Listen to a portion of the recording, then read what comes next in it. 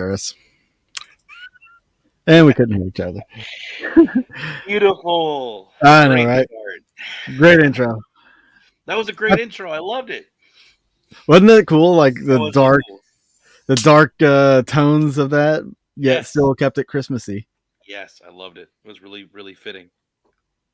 Very fitting. Hello, everybody. How's everyone doing on this wonderful Christmas Eve? Eve. Christmas. Oh, four. Perfect. Yeah, because Christmas is Saturday, Yes. Friday, Saturday, whatever. Big plans? Yes. So, as of right now, a family member of mine has COVID, so we're trying to work some things around to where hopefully they'll be better by then. If not, we'll try to meet up with some other family members. And then I'm also spending time with my girlfriend and her mom and her dad. So good times all around. Yeah, it's gonna be fun. Whoa. Yeah. Christmas with the girlfriend's family. Uh-huh. Yeah, they're doing something on Christmas Eve and Christmas Day. So good times. It's a big step, guy. It's Yeah, a big step. it is. Nice. How about yourself? What are you doing? Well, I'm gonna have my daughter on Christmas Eve, and then Christmas Day we're unwrapping presents and stuff like that. But then going to Branson, go to my mom's, have a big family dinner and all that good stuff, and Nice. my daughter can have her presents over there too.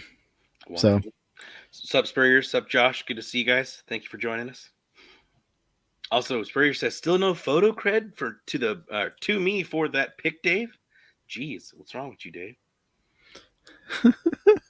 for the my awesome picture in the intro. This weekend I'm thinking about taking out the Doc's 2 blow up dolls from the Garnett Hotel. He's gonna put them in the 69 position and just stand back. Do something. That'd be perfect. Like, just do something, please. Come on, Cassie. Have you been visited by the ghost of Christmas past, present, and future yet? Anyways, no. Good to see you. Glad to have you here. Good to see you. Oh, howdy, Josh. Hope you're doing well. Released a episode of Haunting History earlier this week. I saw that. Kudos to you, my friend. It went swimmingly. The editing process was, you guys are sick. I like it. So like I was trying to edit that a long time ago, and then I lost my mojo. But for whatever reason, like at the beginning of this month, I was like, you know what? Start editing. And it went really smooth, which gave me hope. Yes. It's always nice when things just kind of right together, right? Yeah. Like 2 blow up dolls just right together.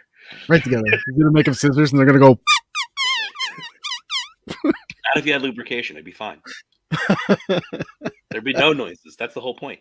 You can't have friction or else they'll just like break and, not be blow up dolls anymore. Earmuffs, little kids. You've been visited by lots of ghosts. Cassie, would you like to share? Because I'm intrigued already. Anyways. So, anything else news-wise for you, my friend? I am going to have some big news, like some huge, awesome news on New Year's Eve day. Oh. What I'm going to do is make an announcement video, and I'm going to put it up on the Haunting History YouTube channel. Nice. And then I'll probably, like, after a little while that's been out, then I'll probably go live on Facebook. But hey, Ross, what's going on?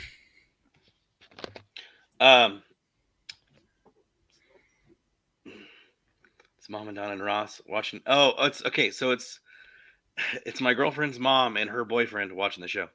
Nice. Welcome to the show. Thanks for having you guys here. If I so just to give everybody a heads up too, if I turn my camera off and my mic off at times, I'm a little under the weather. I'm getting hit with that seasonal cold, as it dipped down to like 15 degrees the other night up here, and every time it gets that low, I always get a cold. The first one always gets me. So don't worry, I'm fine. Just dealing with stuff right now. As you could probably tell, my voice sounds a little weird. I'm not going to do what everybody thinks I'm going to do. Just sneeze out, man. That's such a great movie. I'm so Yeah, glad you quoted that movie.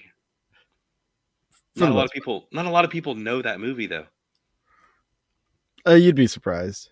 I'm just saying. People that I work with and several around my age never How heard of it. how is that possible? I know. Dave Chappelle, Half Baked, wonderful. Anyways, Anyway, so tonight, because Christmas is coming, yes. we thought we'd do a Christmas show. So, what better way to mix the paranormal and Christmas than to be really macabre and weird about Christmas, Yes. right? That's how we do it around our families. Like, you didn't give me any ghost hunting gear. You don't care about me. You didn't give me paranormal gear. Ah, You just got me socks. this thing got little ghosts on them. Anyways.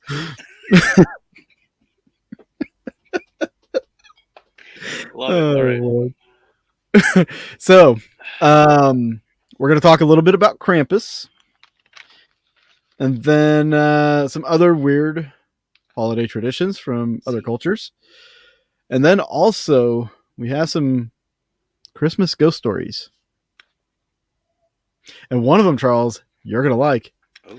because these stories are reportedly true. Oh. Yeah. Now I'm really intrigued. Not only that, but towards the end of the show, we are going to play a little game with you folks. You guys are going to get involved with this. We're going to play some Mandela Effect. We haven't done this since we were at the Crescent Hotel. Yeah. And we had a blast. I'm sure you guys had a blast, those who participated. So much We're going fun. to do some of that. And then after the show, if you want to catch our Boogeyman Radio After Dark show, where we continue with everything, you can go to our Patreon, which is patreon.com/Boogeyman Radio, and you sign up and become a member of the After Dark, and you get access to the show, which will start at 9:15. Yes. So, with that being said, I want to start off with a question real quick. I used to have...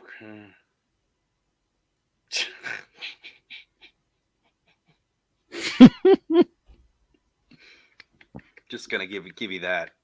Just gonna give you that, Cassie. That's wonderful. give her the golf clap. I appreciate that. Yeah. This. I was gonna start off.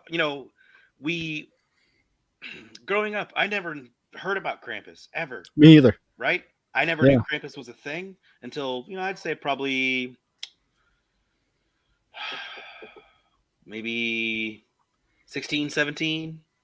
When I started being able to do my own research, well, whatever. But different people's cultures and what that ties into, and so it's very. I feel like we're talking about a very interesting subject. I've never talked about Krampus before, ever. Well, this will be an experience for you. It's a very, very good experience. I hope you brought everything. I think I'm good. Drinks, water, napkins. We're good. Justin will bring the blow up dolls. Yes. Perfect. Sounds like a great time. All right, so let's get into this. Yeah, let's do this. So what do we know about Krampus, my friend? Okay. So I'll jump into the origin of Krampus here. So if you're not familiar with Krampus is basically Europe's evil twist on Santa. Nice. What the heck was that? All right, Rick. So Krampus is basically a mythical holiday beast, who's always on the prowl at this time of year. So he's a mangled, deranged face with bloodshot eyes, which tops a furry black body, right? Giant wings that curl up from its head, displaying his half snake, half demon lineage. Behind this terror, a dozen more stomp through the snow on the streets of Linz, Austria, among a din of cowbell and jangle. The creatures dash through the streets, chasing giggling children and adults alike, poking them with their sticks and scaring some with the realization that they were naughty this year. It's like, you've been naughty, you little naughty Nelly. So Lean's annual Krampus parade, also known as something I'm not going to attempt to pronounce because I will butcher it, resurrects a centuries-old tradition. Young men in town dress up as the mythical creature and parade through the streets in an ancient pagan ritual meant to disperse winter's ghosts. They march dressed in fur suits and carved wooden masks and carry cowbells. Gotta have more cowbell. That's a great subject. Cowbells? Yep. Yeah. Was it? Oh shoot! Hold on. I'm trying to find. Because I've got so much more. Uh, the Krampulat, Krampulaf, Krampus, Krampuslauf, Krampuslauf, the Krampus run. Is that what Yeah, it is? that, Yeah. that's the Krampuslauf. Krampuslauf. Yeah, Krampuslauf. Krampuslauf. What is? Where did It sounds do you know where after mouth. Krampus came from? Like the word Krampus? Haven't gotten to that part yet, but Oh, okay. Sorry, jumping ahead. My bad. it's okay. You can fill us in. What? Fill us in. Oh, okay. So Krampus means Krampen, which means claw. Claw. Yeah. That's that's where the word derives from. Is Krampen, which in German or Austrian is claw. Huh. Now, some of these costumes that people like put on, man, these things are like freaking awesome.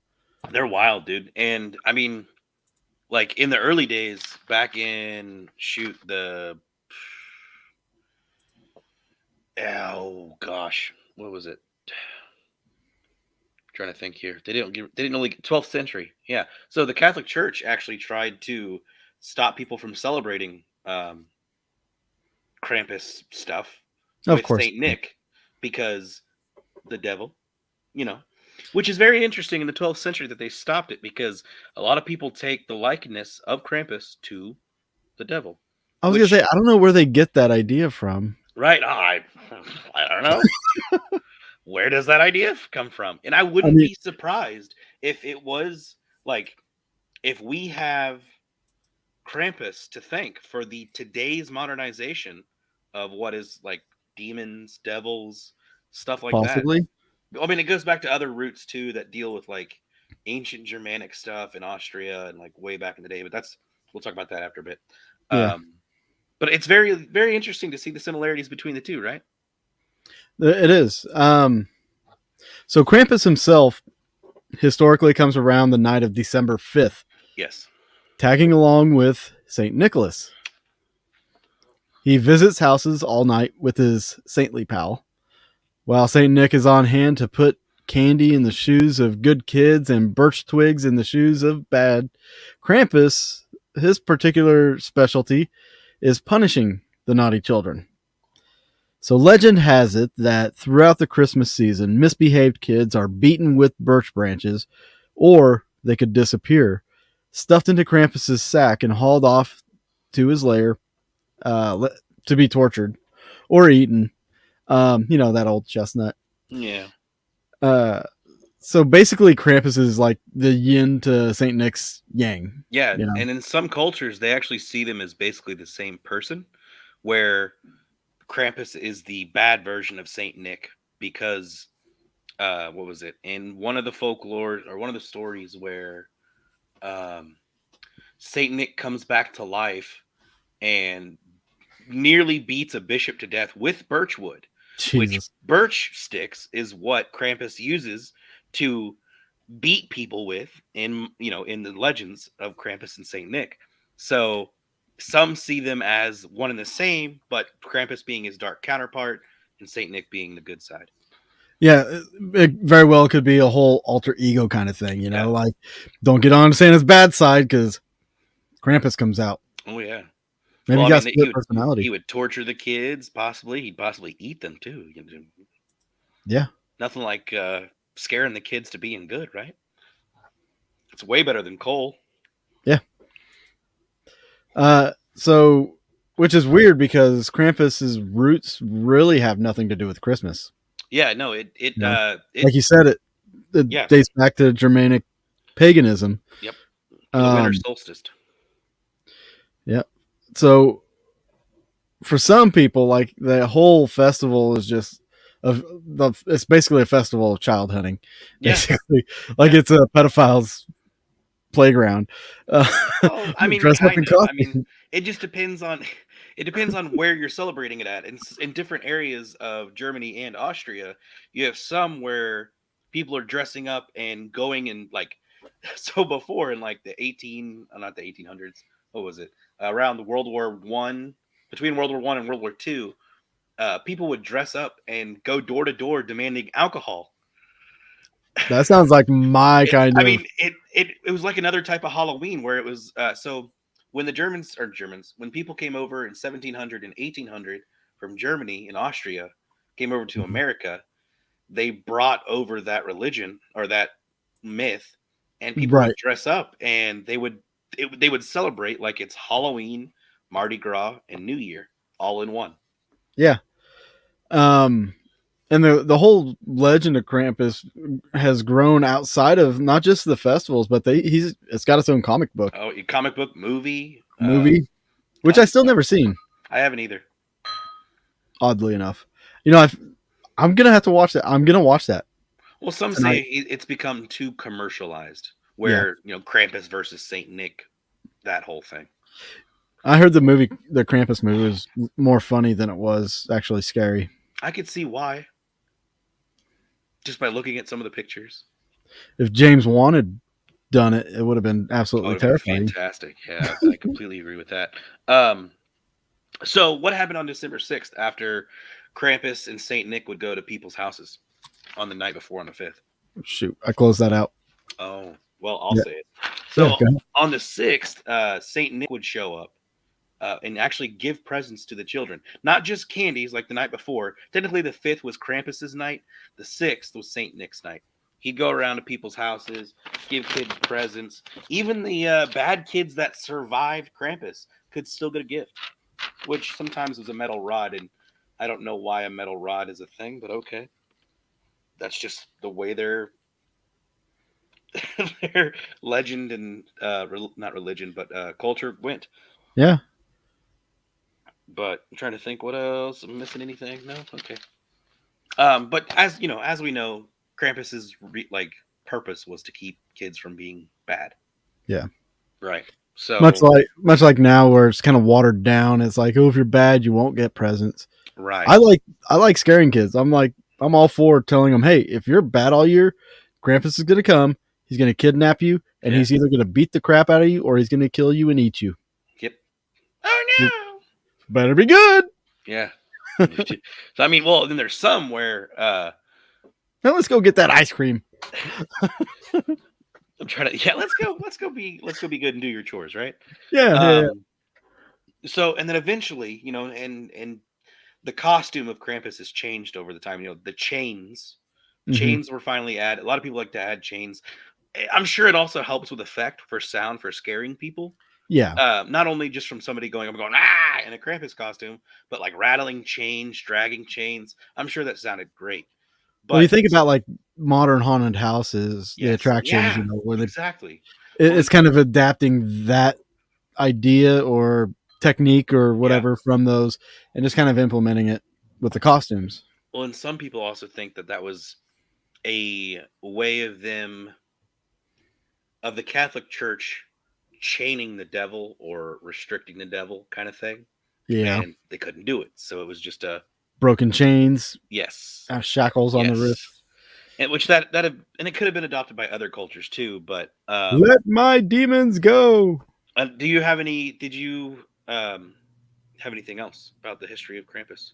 No, I didn't have too much on him. All right, so I'll do a few more things. Yeah. So between 1890 and World War One, Krampus cards were actually made in Austria, Germany, and some other countries. The most popular cards would say Bravsen, which was Bravsein, which was be good, and Goose von Krampus, which means greetings from Krampus. And on those cards, they would actually have images of terrified, captured, or tortured children to make kids not be horrible. Next year, I'm going to do that. I'm going to make some Krampus cards and I'm going Do to it. send them out to family and Good. friends. Good. So around 1903 and 1904, adults were finally added to the cards. So that's a pretty good, 1890 to 1903 to 1904. That's a pretty good gap. Yes. Um, so and some of the cards, they were designed to be funny. Some of them were designed to show punishment for the kids to, like, oh, your Timmy's been good this year. Here's a funny Krampus card. Ah, Timmy's been horrible. Here's a kid getting sliced in half. Yeah. Just like weird, whatever. Um, but I will say the myth of Krampus also kind of started to diminish around World War II, because I'm sure around that time war was a little bit more important and people being persecuted and horrible things were happening in Germany and Austria. But in the Yeah. 50s and 60s, the myth started to rise up again with the Krampus run, like you suggested before, or like that you talked about before. Um, in the Czech Republic, Hungary, and Slovenia actually had very similar celebrations, just like over in Germany. Um, there was a Krampus parade called Lauf, or Klaubuff, Klaubuffet. A buffet. Also, yeah, Klaubuffet or something like that. Klaubuffet. Also, that comes from a pagan tradition that goes back centuries. Young men would dress up in costumes, march in the streets for the purpose of eliminating the ghosts of winter, and it goes back around 1,500 years. The costumes were referred to as Perchten, Perchten, named after the devils that they had resembled. The masks were influenced by the folklore about evil spirits in the mountains that would cause harm in the winter months. Pretty interesting, I think. And in Bavaria and eastern Austria, the Alpine area, traditional costumes included some dressing up as Saint Nicholas, and also having a small posse of Krampuses, angels, and a person with gifts. And they would go door to door on December 5th, much like what we talked about. And they would ask the kids about their behavior and ask them to recite poems, sing songs. And if the kids would fail or not want to do it, Krampus would get to deal with them. Hmm. Hmm. Interesting. I doubt that they would torture them and do all that, right in person, but it's a funny story. Um, so the American celebration tended to be like the Austrian celebrations for adults. It was a combination, like I said, of Halloween, New York, and Mardi Gras. Drunk people would run around, scary costumes. It's very similar. It was actually very similar to how Christmas was celebrated before the 19th century. Why could I see like Cassie doing this? Oh, I could see her doing it, absolutely. Well, it's like an adult Halloween. Why Yeah. would you want a continuation of adult Halloween?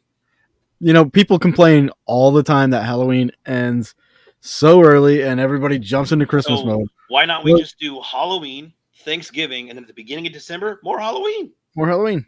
Krampus. It's perfect. Krampusween, I don't know. Krampus not. Exactly. So that's when they would demand alcohol, and eventually that actually turned into trick or treating, into the Halloween like that we know today. Huh. Trying to think. Anything else? Yes. So post Reformation in Germany, a secular character known as Pechnickel combined Saint Nicholas and Krampus together. German immigrants brought this legend to America in the 1700s and 1800s, and the name Nice. eventually became Belsnickel, which is very common in Pennsylvania and Dutch communities in Pennsylvania. Um, in Austria and Bavaria, Frau Perchte is described as a woman. Some think that she is a witch who goes around the 12 days of Christmas, rewarding the good and punishing the bad. And those punishments were actually very intense. Like, this is worse than what I would think Krampus would do. And this is kind of a different variation I of don't know. Krampus. Krampus would eat them. Okay, So but depending on how he would kill them, she would cut open their stomachs of the ooh, naughty children and remove their organs and replace them with stones and hay. scarecrows, huh? Mm, scarecrows. Scarecrows. All right, so I've got a couple more, but I kind of want to save that for the after hours show. They're very Okay. small. All right. I'll let you continue, sir. Sorry, I just kind of started to go, but it's so interesting to see the different kinds of variations that have either led up to Krampus or have come from Krampus Yeah. around the world. It's so cool. And one day, much like Beer Fest, I would love to go over to Austria and participate in Krampus. That would be really cool. That'd be I'm awesome. sure there's a Krampus here somewhere in America too. We're gonna have to look that up. I We're will. gonna have to check that out. I will look it up. So, one thing about Christmas that a lot of people, well, over the centuries have forgotten, and especially in these modern times, people don't realize that one of the things about Christmas that is a staple of Christmas, and you may not realize this, are ghost stories. Now, where you might see this is with a classic movie, A Christmas Carol. It is probably one of the most resounding ghost stories for Christmas that there is. And in fact, this isn't anything really out of the ordinary as far as, the last couple hundred years. Because, I mean, Charles Dickens actually got that story from another guy who had an encounter with a ghost. So, ghost stories have been around for a long time. And the tradition, there was a tradition, a Christmas tradition, of actually telling ghost stories. That's pretty cool. So, for the last 100 years, Americans have kept ghosts in their place, letting them out only in October. I'm reading an article, by the way. In the run up to our only real haunted holiday, Halloween. But it wasn't always this way. And it's no coincidence that the most famous ghost story is A Christmas Story. Think about that. A Christmas Carol is the most famous ghost story. It is. Which happens to be a Christmas movie. To put it in another way, the most famous Christmas story is a ghost story. So,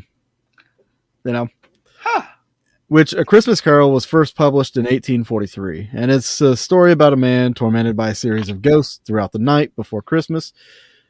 So Dickens' supernatural Yuletide terror wasn't anything out of the ordinary for that time. Since for much of the 19th century, the holiday indisputably associated with ghosts and specters, which is crazy to even think about. Yeah. So whenever 5 or 6 English-speaking people would meet around a fire on Christmas Eve, they would actually start telling each other ghost stories. Nothing at that time, nothing satisfied people like, hearing authentic anecdotes about ghosts and stuff like that around Christmas Eve. So telling ghost stories during winter is actually a hallowed tradition, a folk custom that stretches back centuries. Let's see here. Shakespeare told ghost stories as well. True. The Winter's Tale. He speaks of sprites and goblins and things of that nature. It was a tradition of Puritans, it was a tradition that the Puritans frowned on, so it never really gained much traction here in America. So once people started coming over here, that whole tradition really kind of went away. Not completely, but kind of, because you still had the spiritualist movement. You still had a lot of traditionalists, and you're always going to have traditionalists. In fact, Washington Irving helped resurrect a number of forgotten Christmas traditions in the early 19th century. But it was Dickens who really popularized the notion of telling ghost stories on Christmas Eve here in America. So with that in mind, I want to tell a couple of ghost stories that are reportedly true. Sign me up.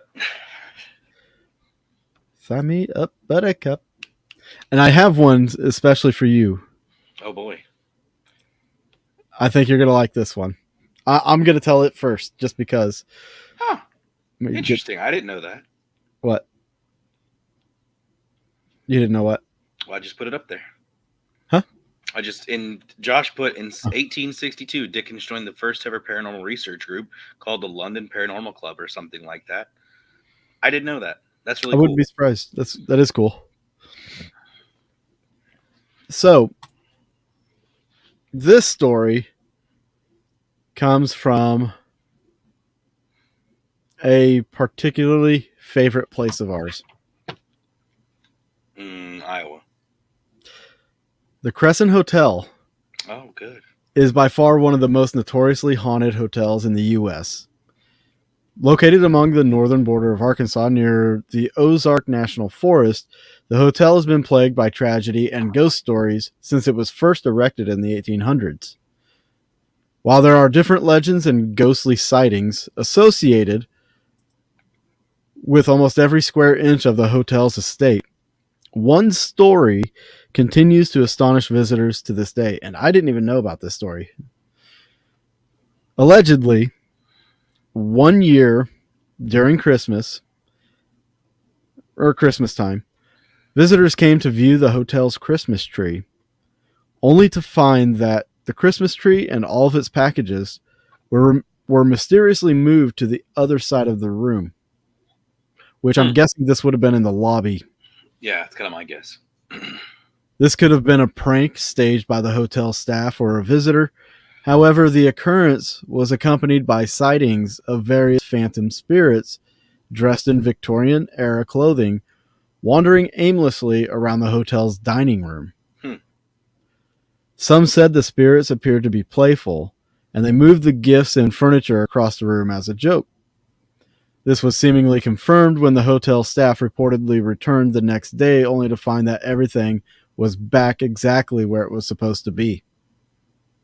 Was this the time before security? I don't know. It doesn't give me a date when this started. Oh, darn. But that's an interesting story, and I've never heard of it. I've never heard of it either. That's very interesting as well. Which, maybe we should ask him about that next time we go. Which, I mean, it does kind of play into the whole, I think it's in January they have a paranormal thing. They do. At the Crescent. So I wonder if that has any correlation to do with that. Maybe. Or if it's just, hotel's not so busy, let's do something kind of thing. Yeah. Possible. Very possible. Now, the next one, I'm going to ask, are you familiar with the Brown Lady? The Brown Lady ghost? You're going to have to be more specific because I feel like there's a lot of... Yeah, okay, yes. This image, taken in the 1800s. Yes. This is known as the Brown Lady. Probably one of the best paranormal pictures ever. The Brown Lady at Rynham Hall has perplexed visitors and paranormal investigators for hundreds of years. Back in the 1700s, owner Charles Townsend married a young woman named Dorothy Walpole. While they lived happily together for some time in Rynham Hall, Townsend soon became paranoid that his new wife was being unfaithful to him. Eventually, driving himself mad with jealousy, he decided to hide Dorothy away in the hall, telling all of their friends and family that she had tragically passed. Oh. Dorothy was forced to stay inside the mansion, allowed only to wander through the halls. Not long after, she perished, never having left Rynham Hall after her husband imprisoned her. Ever since her passing, people have witnessed the image of a woman in tattered brown dress wandering through the halls, and some of these reported encounters are truly horrifying. One visitor, unaware of the Brown Lady's legend, approached a woman in the hall, only to have her look at him with a glowing face, but where her eyes should have been, there were only empty sockets. Years later, after numerous of reported sightings, a photographer from Country Life magazine visited Rynham Hall to document it for an article, and then snapped a photograph of the central stairwell. And in that photograph, he saw the image of a hazy silhouette that many believe is none other than Dorothy Walpole, the Brown Lady. That's so interesting. I never knew the story behind that picture. That's really cool. Yeah, this is a fairly famous photo. Yeah, I'm pretty sure the first paranormal book I read when I was like 6 or 7 that was in there. I I would be curious to like have a camera from that time era and try to recreate that just because of all the glare off the railings and Well, and you have to stuff like think that. But the exposure, the time that it took to take this picture. yeah, be interesting. But I'm outside of pretty that, sure. I mean, Okay, so hold on. Let's set this up real quick. Do you think that the person was just taking a picture of the staircase, or do you think they were like, "Oh, I wonder if anything's here"? Snap, or like, what do you think that picture was taken for? well, it's a fairly level picture. So obviously it was set up on a tripod. Yes, And back then they would have had to uh flat or the smoke and the flash and all that kind of stuff, right? yeah, probably. Yeah, So that was a quite a setup. So I mean, if he was just he could have been taking what we call B-roll now. just a random photo. See how Yeah. the camera's working.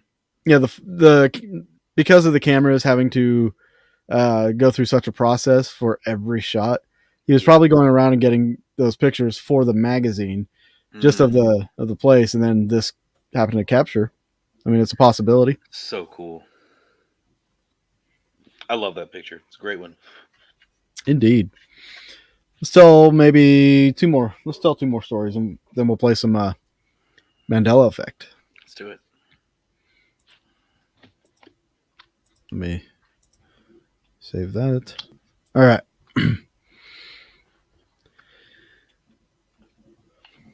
Okay. So we all know what mistletoe is, right? Oh yeah. There is a legend of a bride they call Mistletoe Bride who haunts England's Bramshill house. The legend of the Mistletoe Bride has been retold for centuries and has taken many forms.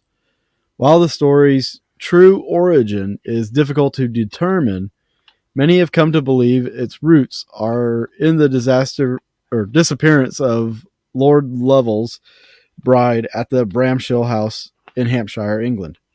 Okay. So allegedly, Lord Lovell or Lavelle was preparing to wed a young woman related to Sir John Cope, the owner of the Bramshill house. This was around Christmas time, so mistletoe hung throughout the mansion, inspiring the wedding party to play a game. The young bride to be would hide somewhere in the mansion. The groomsmen would all seek her out, and whoever found her first would get to kiss her. So the bride went to hide, and the wedding party sought to find her. However, the minutes turned to hours, and they still could not find her. Eventually, the game turned terribly serious, as no matter where they looked, she remained missing. Not until 50 years later did Lord Lavelle, still seeking answers to his bride's disappearance, happen upon a secret closet in an upstairs room of the house.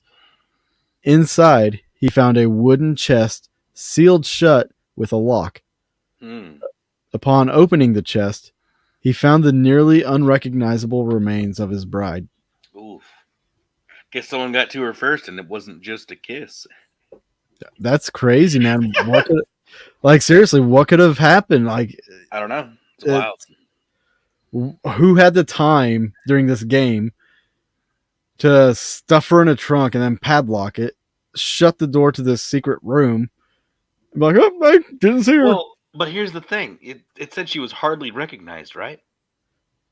Yeah, well, it could have been from decay. This is 50 years later. Oh, wow. Okay, I suddenly missed that part. My bad. Yeah. That would be horrible. Where'd she go? I guess I You could take wouldn't. that. You wouldn't smell it. You know that. That's what I was thinking. That's what I was thinking because so I was watching a true crime thing and they Yeah. were talking. It was the House of Horrors killer guy. Yeah. Basically, it wasn't even his own house. He was squatting at this house and he killed all these women and like he stuck one in a closet and then threw a bunch of clothes on her and then duct taped the seal of it and then another Wild. yeah, and another girl was down in the basement, but like he had just killed her like 3 days ago, and he started talking about how it already smelled. So the smell was seeping through the walls, seeping through the floors and everything. this guy lived in the house for 50 years and didn't smell it? That's wild. Didn't, I mean, how sealed was that trunk? It had to be really sealed. We're going to vacuum seal this, guys. Like the Egyptians would be proud. Right? That's crazy. Josh, she really didn't want to be kissed. Like, fuck all you. Not at all. No, kiss, kiss, kiss. Y'all got a lip fungus. Mm. Mm. Is that a for lip fungus? Mm. Mm-hmm. That's the things I strive for. You get my belly button tickling.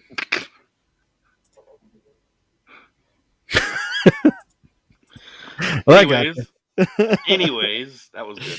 That was good. But still, like, I'm still baffled at how they couldn't smell it, or they didn't hear her struggle at all. Like there was nobody close by. There had to have been. I don't know. Unless people were in on it. But then again, we also don't know how big this place is either. Could it have been a jealous person? Well, if I can't have you, no one can. Yeah, that's probably, the fact that she was unrecognizable. Maybe it did something to her face too, like beat her to death, and yeah, that's crazy. Do we want to do one more, or do we want to jump into the? Yeah, do one more. I think we got some time. Okay. Let's see here.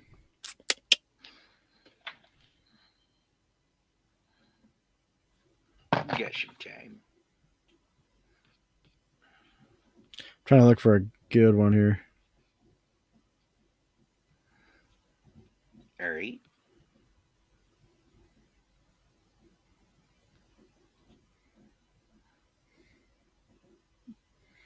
All right, we're just gonna pick one.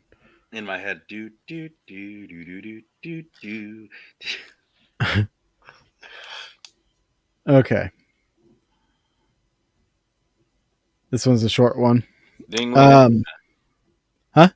It's a ding. We have a winner. Ding. Anne Boleyn, or Boleyn. Anne Boleyn. Okay. Anne Boleyn. Anne Boleyn. Anne Boleyn. She's said to return to her childhood home every year for Christmas Eve.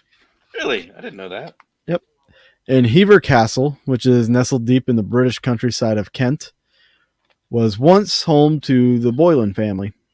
Anne Boleyn, the most well-known member of the family, lived the early part of her life there before she married King Henry VIII.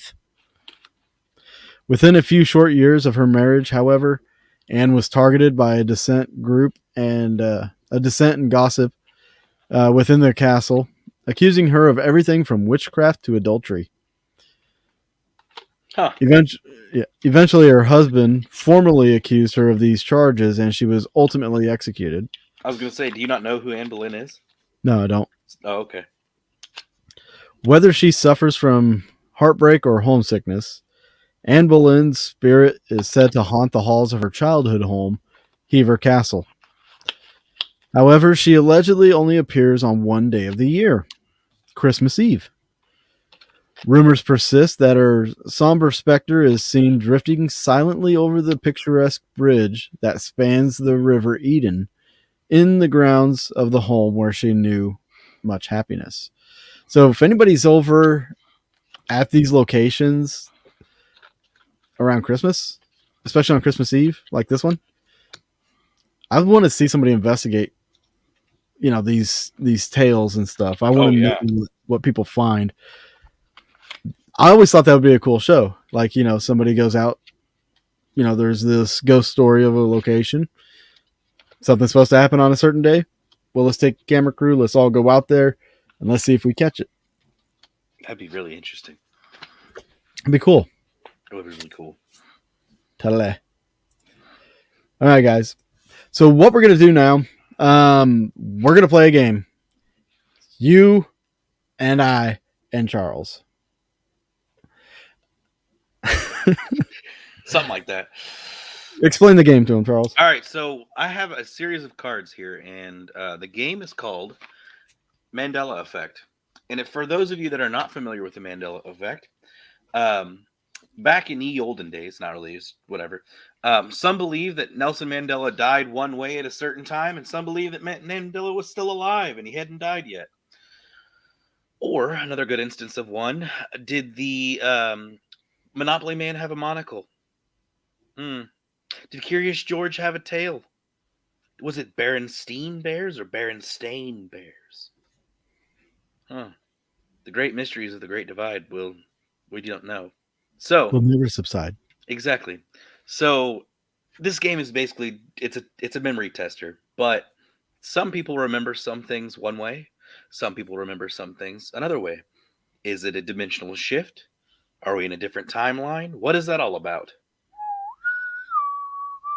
Some think the Hadron Collider at CERN over in Sweden is the reason for all this madness. And for those of you that are not familiar with that, it's the biggest particle accelerator known to man. Collider known to man. And there's just been weird things that people have come across. Another one, Sinbad, the actor. A lot of people remember him playing a genie back when we were growing up as kids, right? In the 90s. In the 90s. Some people remember him playing a genie. Guess what? It never happened. So this game is basically going.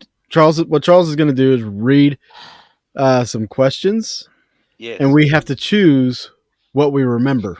Yep. Or what we believe it is. The answer is, and we'll give some pause for you folks in the chat room to put your answers down. I'm going to make a guess, and then Charles is going to tell us what the answer is. That's right. All right. So the first one. Was it Kmart, as in one word, or was it K-Mart? Put your answers in the comments below. Or wherever that the comment section is for you. We used to have one of those by me whenever I grew up. Oh man, Kmart's were awesome. But I remember it a certain way. Actually, I think I remember it both ways, honestly. Really? I think so. Okay. Josh, K-Mart, okay. See if anybody else answers. We got 3 other people watching. One of them might be me, but whatever. Come on, folks. Come on, Cassie. Where you at? Dun, dun, She may have went to bed She may already. have passed out. I was going to say she may have passed out from that beer. Well, she has to work in the morning. Night. We'll give it Let's see, give it a couple more minutes. Here. Yeah, that works. 10 more seconds. And don't cheat. Don't look this stuff on the internet. That's horrible. How dare you? If anybody cheats. All right, we got another one. RC K-Mart. Okay. I'm gonna say I believe it was just K-Mart. No dash. Because I remember the sign having a big blue K at one point, and then it said Mart. And that was right before they kind of went under in the town I lived in. All right, Ross and Don say K-Mart as well. With everybody else in the chat. Well, I hate to break it to you, but everybody in the chat is wrong. It's K-Mart. Boom. That's Dave 1, audience 0. Dang. Flex. All right, isn't this fun? I love that. All right, here's one that's a little weird and out there. See, this will really test your knowledge here. You're weird and out there. You're right. Did Hitler have brown or blue eyes? Like, I don't know. I wasn't there. What do you remember, Dave, in the 1940s? Just kidding. We'll skip that one because that one's stupid. No. Let's do that one. All right. Let's do that one. All right. Did Hitler have brown or blue eyes? This is more of just a guess, really. It is. I'm gonna say he had blue eyes because of the whole Aryan race thing. Okay, so chat's saying brown so far for 2. Dave says blue for 1.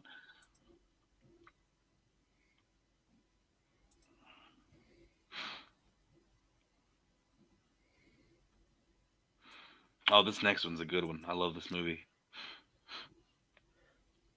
We got All right. brown. We got they weren't blue, so they're brown. He's saying blue. Yeah. He's saying brown. Or He's saying they that's what I weren't meant to blue. say. Yeah.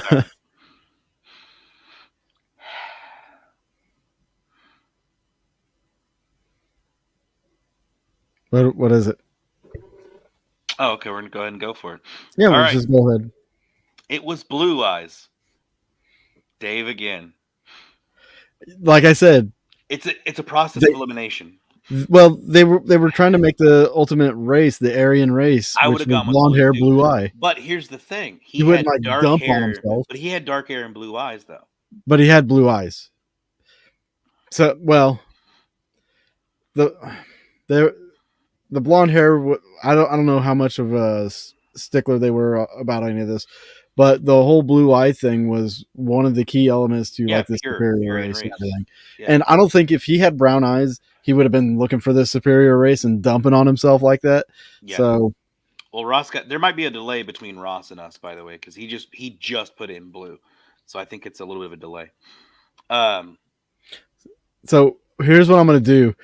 I'm gonna try to get you guys to jump in here faster. Okay, so I'm gonna put up a clock counting from 10 seconds, so you can get your answers in within that. 10 seconds. Yeah, 10 seconds for them to answer. They put the delays longer than that. The delay is longer to Ross Well, than it is. Oh, okay. I see. they'll get their 10 seconds in, Yeah, and yeah. then I will answer, and then All right. So in the movie, A Few Good Men, it's a good movie.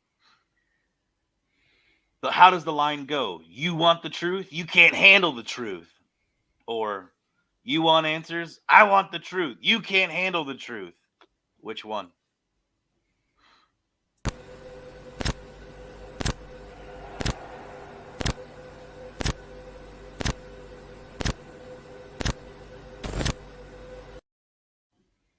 That's a good, okay. That's a good 10-seconder. I'm gonna say it's the second one. Okay. You want answers? I want answers. You want the truth? You can't handle the truth, or some shit like that. Yeah, All it's the right. second one. Josh says the second one as well. Well, it is the second one. Boom! All right. You guys got to think quick on these. Yeah, let's do one more. Let's do two more. Two more. Okay. Yeah. This one actually stumped me, and we'll see if we have any Prince fans in the chat. Uh-oh. In When Doves Cry, Prince sings, "Maybe I'm just like my mother," or is it "Maybe you're just like my mother"? Which one is it? Ooh. All right. 10 seconds coming right up.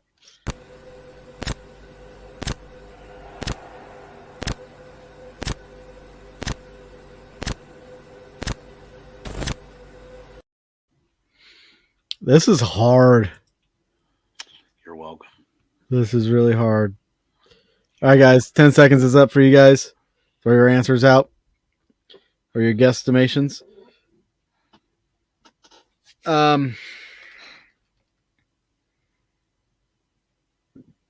I'm going to go with the second one. Okay. Just because it seems like it fits, like the timing and everything. Okay. So Josh says your. RC says first. Well, it is the second one. It is Your Mother, which I, for the longest time, always sang it as I'm. I always sang it as I'm. I don't know why. Maybe I'm just like my mother. That's how I used to sing it all the time. Anyways, that was a good one. That was a good one. Let's see here. Let's pick another good one. Was that 3 or was that 4 of them? That was 3, maybe 4. I don't know. Let's do one more. I just know I'm undefeated right now. Oh yeah, that's fair. All right. That one's too easy. Oh, I didn't say. Okay, so does Curious George have a tail or not? Wait, do you know this one, Dave? I think so. I think we did this one. Okay, then we won't do it. That one's way too easy. Are you sure? Yeah. Okay, it's Christmas themed. We'll do it. It's Christmas theme. Let's do All it. right. So Jim Carrey stars in the movie "The Grinch Who Stole Christmas" or "How the Grinch Stole Christmas."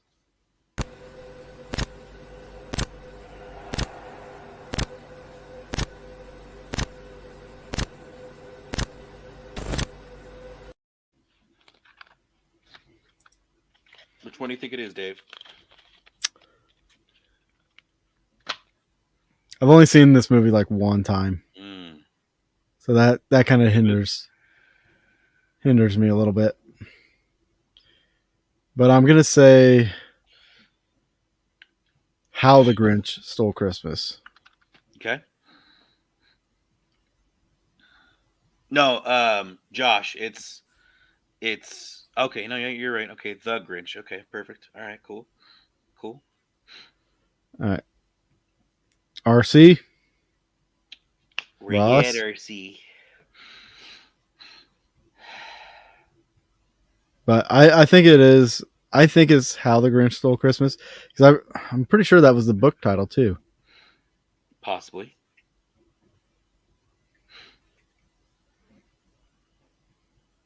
All right. How? We got Ross and RC saying how. Josh says the. I The say How. hows have it. The hows have it. It's How the Grinch Stole Christmas. But if it changed, it would be because of legal issues. Yeah, probably. Oh yeah. But it hasn't changed, so we're right. Boom, boom, boom. Good job, guys. Nice job. Good I'm plan. undefeated. And I'll sort these. I had like other ones laid out, so I'll just put them right back in the deck. I keep a couple of them out if anybody joins us on the Patreon page. Oh, it's right next to me. I'll just pull it out. Yeah. Bow, chicka, bow, wow. I suck at this game. You've been Mandela affected. Did. Or did you? Maybe you got them all right except for one. Are you sure you're not in a different timeline, Josh? Could be. Maybe he's a parallel universer. Maybe he jumps back and forth. He's walking through the Hadron Collider. Yeah. Like, how do we know? Like, how do we know right now? Like, how do we know that Josh and everybody else isn't in some other parallel timeline and just communicating through the internet? Yeah. That's why I was always right and they were wrong.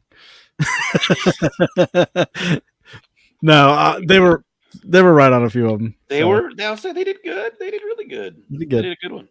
Well, maybe next time, we'll have to do a Mad Lib. Guys, if you want to join us for our After Dark portion of this show, head over to the Patreon page.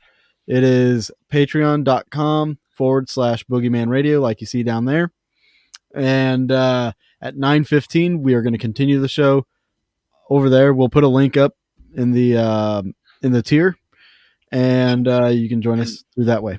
And there is a subscription price that goes towards helping us pay for StreamYard and other, probably like Spreaker or Podbean, whichever one. Yeah, some of the other expenses. That way we can get out to more people, and and also when we are able to go do more investigations and trips, that money will definitely help us out in the long run for sure. Yes.